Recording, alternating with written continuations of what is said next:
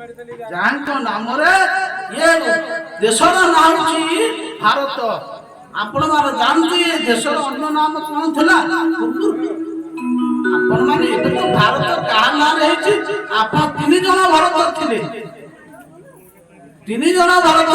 ପ୍ରଥମ ଭାରତ ହଉଛନ୍ତି କିଏ ସେ? ନା ଏଇ ଭରତ, ଯୋଉ ଭରତଙ୍କ ନାମରେ ଏ ଭୂମିର ନାଁ ହେଇଛି ଭାରତ। ଆଉ ଗୋଟିଏ ଭରତ କିଏ? ଯଶୋମଦଙ୍କର ପୁତ୍ର, ଶଙ୍କୁନ୍ତଳାଙ୍କର ପୁତ୍ର ହେଲେ ଭରତ। ଆଉ ଜଣେ ଭରତ ହେଲେ ପ୍ରଭୁ ରାମଙ୍କର ଭାଇ। ये 3 ଜଣ ଭରତଙ୍କ ମଧ୍ୟରେ ଇଏ ହଉଛନ୍ତି ପ୍ରଥମ ଯୋଉ ଭରତ, ତାଙ୍କ ନାମରେ ଦେଶର ନାଁ ହେଉଛି ଭାରତ। ପ୍ରଥମେ ନାଁ କଣ ଥିଲା ଭାରତର ନାଁ? କେହି ଜାଣନ୍ତି ନାହିଁ। ସମସ୍ତେ ସନାତନ ହିନ୍ଦୁ, କିନ୍ତୁ ଆମ ଦେଶର କଣ ନାଁ ଆମେ ଜାଣିନି।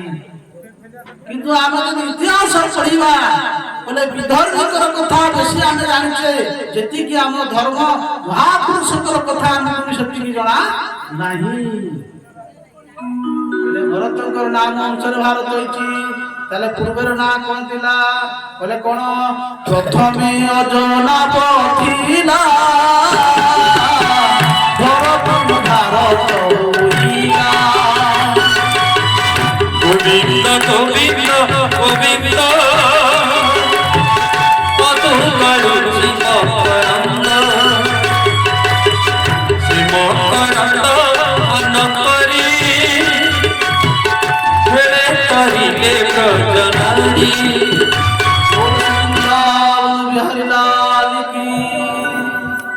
ଯାହାଙ୍କ ନାଁରେ ଭରତ, ତାଙ୍କର ପୂର୍ବର ନାଁ ଥିଲା କଣ? ନା ଅଜନାବ ଖଣ୍ଡ। ଇଏ ରାଜା ପ୍ରିୟବ୍ରତଙ୍କର କଥା ଆସେ। ମନୁଙ୍କର ଯୋଉ ପୁତ୍ର ଥିଲେ, କେତୋଟି ପୁତ୍ର? ମାନେ ମନସ୍ତୁ ଶତରୂପାୟ କୃଷ୍ଣ କନ୍ୟା ସଚର୍ଜନିରେ ଆକୃତି ଦେବଭୂତି ସୁତି ବିଶ୍ରୁତା। କହିଲେ ଆକୃତି ରୁଚି ନାମକ ପ୍ରଜାପତି की विवाह करते प्रसूति विवाह करे दक्ष प्रजापति की जा भगवान शंकर कथा आसे, देवी पार्वती कथा आसे। एवं देवहूति को प्रशंसा में छाड़ी गले।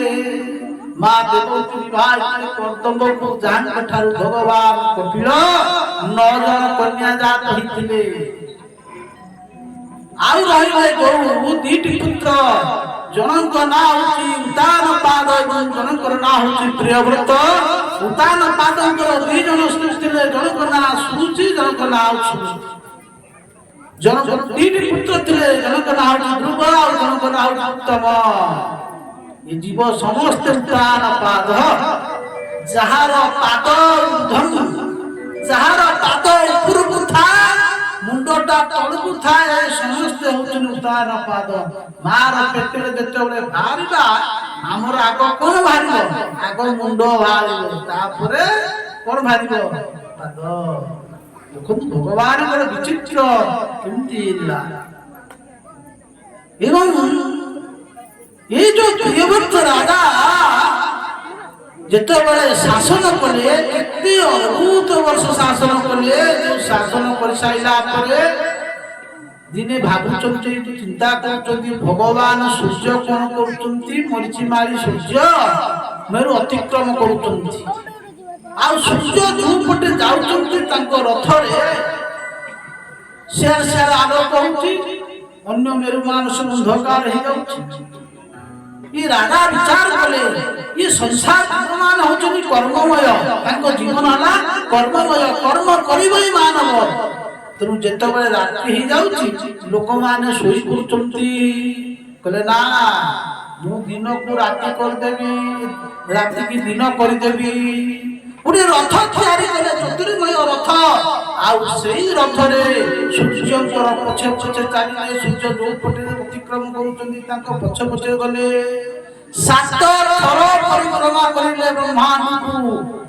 जेतेबेले ब्रह्मांड परिक्रमा कले, आउ रात्रि हेला नाही। अरे रात्रि न होले मनुष्य माने बंचिबे तो? जदि रात्रि होबले दिन होबो, कोन अवस्था होबो? हमर मरि जबा। ରୋଗ ବୈରାଗରେ ମରିଯିବା। ସୂର୍ଯ୍ୟ ଯେତେବେଳେ ଏ କଥା ବ୍ରହ୍ମା ଜାଣିଲେ, ବ୍ରହ୍ମା ବିରୋଧ କଲେ, ବତ୍ସ ତୁମେ କର୍ମ କର ନାହିଁ, ଇଏ ହଉଛନ୍ତି ବିରୋଧ କର୍ମ। ଆରେ ସଂସାର ଯଦି ଜୀବ ଦିନ ହବ ରାତି ନ ହବ ତାହେଲେ ଜୀବ ମାନଙ୍କର କଣ ଅବସ୍ଥା? ତେଣୁ 7 ଥର ପରିକ୍ରମା କରିଥିବାରୁ କଣ ହେଲା ନା 7ଟି ଦ୍ୱୀପ ଓ 7ଟି କଣ ହେଲା ନା ସମୁଦ୍ର ହେଇଗଲା।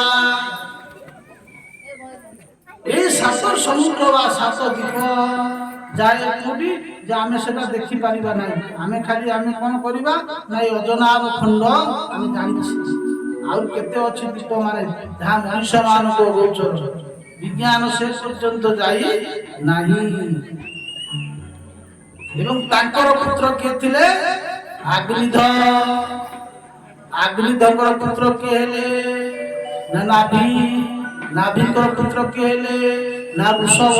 ଇଏ ନାଭିଙ୍କର ପୁତ୍ର ନଥିଲା। ବ୍ରାହ୍ମଣ ମାନେ ଯଜ୍ଞ କଲେ, ଭଗବାନ ପ୍ରସନ୍ନ ହେଇକରି କହିଲେ କଣ ଚାହୁଁଛ? ନାଇଁ ରାଜା ଚାହୁଁଛନ୍ତି ପୁତ୍ର। କହିଲେ ଠିକ ଅଛି। ଭଗବାନ ଯିଏ ଋଷଭ ରୂପରେ ପ୍ରକଟ ହେଇଛନ୍ତି, ଇଏ ଋଷଭଙ୍କର ପୁତ୍ର କେତୋଟି? ଋଷଭ ସାକ୍ଷାତ ଭଗବାନଙ୍କର ଅବତାର ଥିଲେ। ଇନ୍ଦ୍ର ଦିନେ ଭାବିଲେ ଯେ ପ୍ରଜାମାନେ ଋଷଭଙ୍କୁ ଏତେ ଭଲ ପାଇଲେ, ଇନ୍ଦ୍ରଙ୍କ ଦେହରେ ଗଲା ନାହିଁ। ଇନ୍ଦ୍ର ଭାବିଲେ ମୁଁ ଦେବରାଜ ଇନ୍ଦ୍ର, ମତେ ବେଶୀ ପ୍ରଜାମାନେ ଜୀବମାନେ ମତେ ବେଶୀ ପୂଜା ପ୍ରତିଷ୍ଠା ମୋର ଅଛି, କିନ୍ତୁ ଇଏ ଋଷଭଙ୍କୁ ଏତେ ଭଲ ପାଏ ସାଧାରଣ ଗୋଟେ ମଣିଷ।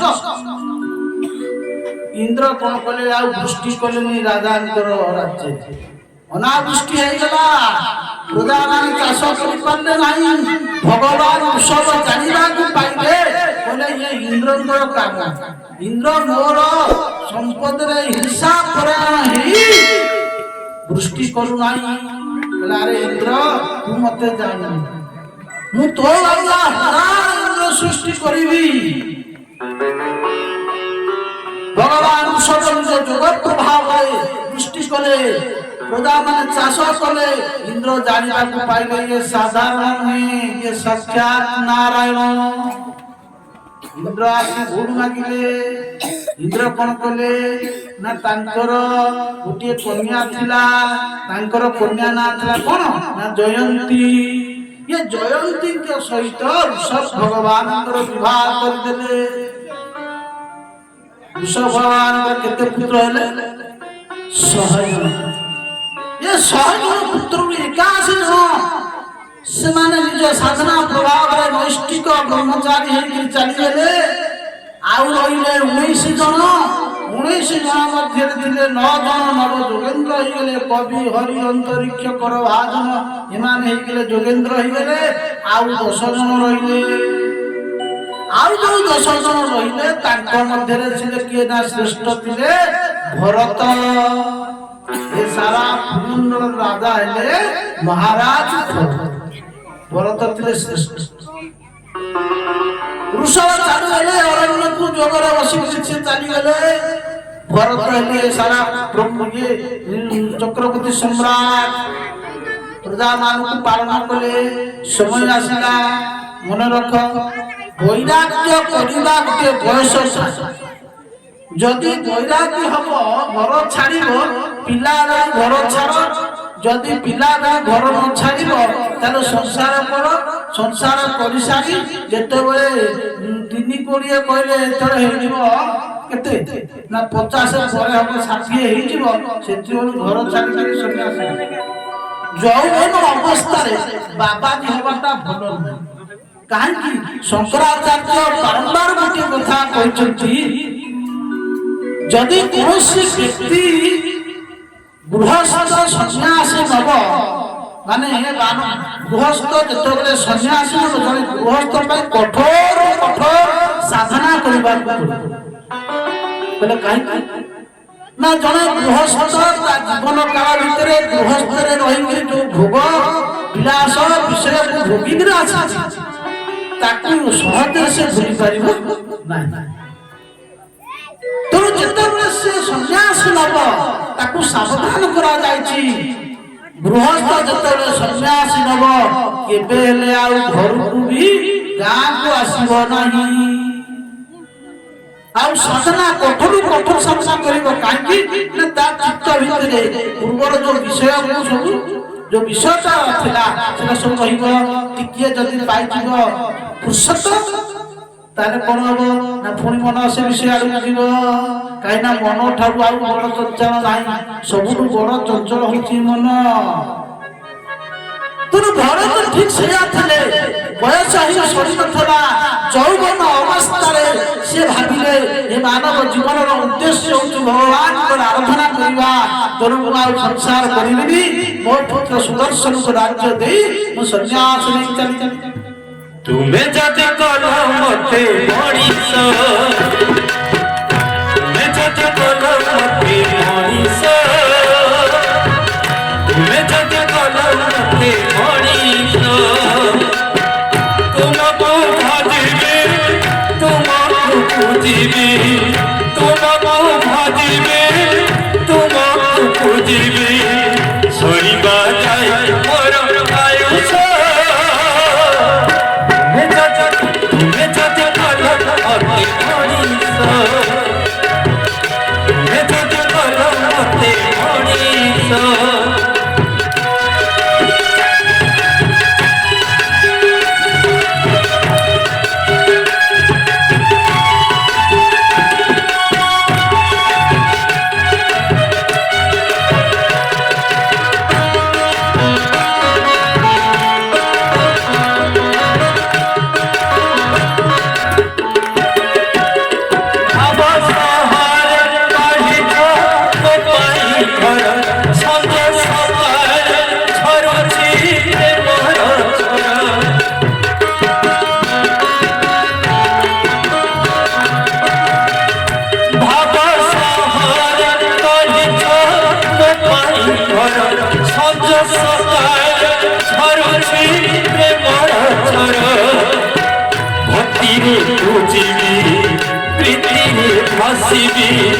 ভক্তিরে পুজিবি, প্রীতিরে ভাসিবি, দিবা যায় শেষ নিঃশ্বাস।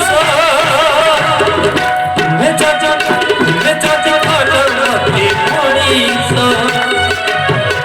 তুমে যদি কল মতে মଣିষ, তুমে যদি কল মতে মଣିষ।